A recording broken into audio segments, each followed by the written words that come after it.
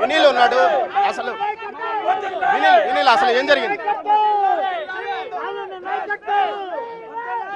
వినీల్ అసలు ఏం జరిగింది?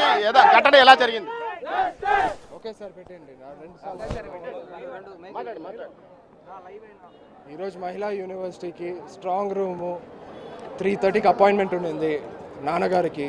3:30కి అపాయింట్మెంట్కి వెళ్ళేటప్పుడు స్ట్రాంగ్ రూమ్ చెక్ చేసేదానికి ప్రీ ప్లాన్డ్గా ఒక మహిళా యూనివర్సిటీ అంటే ఒక గవర్నమెంట్ ప్రెమిసెస్, దానిలో 100 మంది ఎలా ఉంటారు, ప్రీ ప్లాన్డ్గా చెవిరెడ్డి వాళ్ళ మనుషులు, వాళ్ళ కుటుంబ సభ్యుల మనుషులు పంపించి నాన్నగారి పైన అటాక్ చేయడం జరిగింది.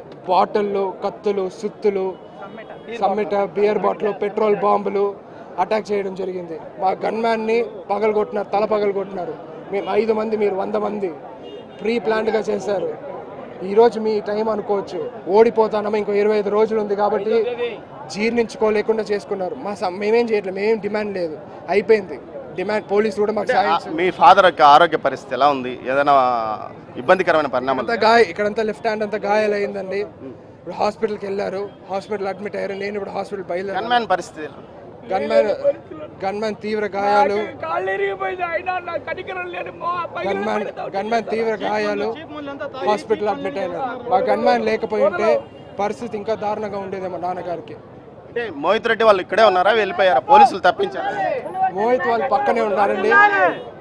మోహిత్ రెడ్డి అనే వ్యక్తి పక్కనే ఉన్నాడు. బ్యాక్ గేట్, మహిళా యూనివర్సిటీ బ్యాక్ గేట్లో ఉండి నడిపించాడు మొత్తము. పోలీసులు దగ్గరుండి అతని ఇంటికి పంపించడం జరిగింది. ఆ పోలీస్ అధికారుల పేరు కూడా తెలుసు. మోహిత్ రెడ్డి గారు కూడా ఏం చేశాడో తెలుసు. ఈ కొజ్జా కుటుంబంకి జూన్ 5వ తేదీ సమాధానం ఇస్తారు. తన తండ్రి మీద దాడి చేసింది, వ్యూహాత్మకంగా దాడి చేశారు. 3:30 సమయంలో అపాయింట్మెంట్ ఏదైతే ఈవీఎం స్ట్రాంగ్ రూమ్స్ దగ్గరికి వస్తున్న సందర్భంలో దాడి జరిగిందని చెప్తున్నారు. ఈ దాడికి పడిన వారంతా వైసీపీ క్యాడరే. దానికి సంబంధించి పూర్తిగా పోలీసులు వారికి రక్షణ కల్పిస్తున్నారు. పోలీసుల ఆధ్వర్యంలోనే ఈ దాడులు జరిగాయి. ఒక పోలీస్ అధికారి కావాలనే దగ్గరుండి ఇవన్నీ నడిపించాడని చెప్తున్నారు. మరోవైపు పద్మావతి మహిళా యూనివర్సిటీ మెయిన్ ఎంట్రన్స్ గేట్ వద్దకు పోలీసులు పెద్ద ఎత్తున చేరుకున్నారు. మనం చూడవచ్చు ఇప్పటికీ సుమారు లోపల బయట ఒక 100 మందికి పైగా